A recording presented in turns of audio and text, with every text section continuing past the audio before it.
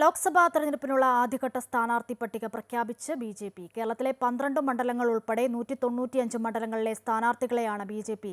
പ്രഖ്യാപിച്ചത്. പ്രധാനമന്ത്രി നരേന്ദ്രമോദി വാരണാസിയിലും അമിത്ഷാ ഗാന്ധിനഗറിൽ നിന്നും ജനവിധി തേടും. കേന്ദ്രമന്ത്രിമാരായ വി. മുരളീധരൻ ആറ്റിങ്ങലിലും രാജീവ് ചന്ദ്രശേഖർ തിരുവനന്തപുരത്തും മത്സരിക്കും. കോൺഗ്രസ് വിട്ട് ബി.ജെ.പിയിലെത്തിയ അനിൽ ആന്റണി പത്തനംതിട്ടയിൽ മത്സരിക്കും.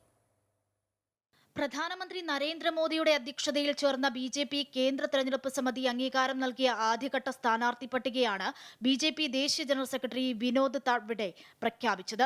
കേരളം ഉൾപ്പെടെ 16 സംസ്ഥാനങ്ങളിലെ 195 മണ്ഡലങ്ങളിലെ സ്ഥാനാർത്ഥികളെ ആദ്യഘട്ടത്തിൽ പ്രഖ്യാപിച്ചു. ആദ്യഘട്ട പട്ടികയിൽ യുവാക്കൾ 47 സീറ്റിൽ മത്സരിക്കും. ഉത്തർപ്രദേശ് 51 സീറ്റിലും ഗുജറാത്തിലെ 15 സീറ്റിലും പശ്ചിമബംഗാളിലെ 20 സീറ്റിലും അടക്കമാണ് ആദ്യഘട്ടത്തിലെ സ്ഥാനാർത്ഥികളെ പ്രഖ്യാപിച്ചത്.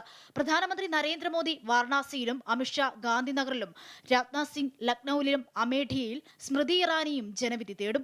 वाराणसी से माननीय प्रधानमंत्री जी नरेंद्र मोदी जी, गांधीनगर माननीय अमित शाह जी, त्रिशूर श्री सुरेश गोपी, अटिंगल श्री वी मुरलीधरन जी, तिरुवनंतपुरम श्री राजीव चंद्रशेखर. കേന്ദ്രമന്ത്രിമാരായ രാജീവ് ചന്ദ്രശേഖർ തിരുവനന്തപുരത്തും വി. മുരളീധരൻ ആറ്റിങ്ങലിലും ഉൾപ്പെടെ കേരളത്തിലെ 12 മണ്ഡലങ്ങളിലെ സ്ഥാനാർത്ഥികളെയാണ് പ്രഖ്യാപിച്ചത്. Kasaragod ML. Ashwini, Kannur C. Raghunath, Vadakara Prabul Krishna, Kozhikode എം.ടി. Ramesh, Malappuram doctor Abdul Salam, പൊന്നാനിയിൽ നിവേദിത സുബ്രഹ്മണ്യം, തൃശൂർ സുരേഷ് ഗോപി, പാലക്കാട് സി. കൃഷ്ണകുമാർ, ആലപ്പുഴ ശോഭാ സുരേന്ദ്രൻ, പത്തനംതിട്ട അനിൽ കെ ആന്റണി എന്നിവരാണ് കേരളത്തിലെ മറ്റ് സ്ഥാനാർത്ഥികൾ.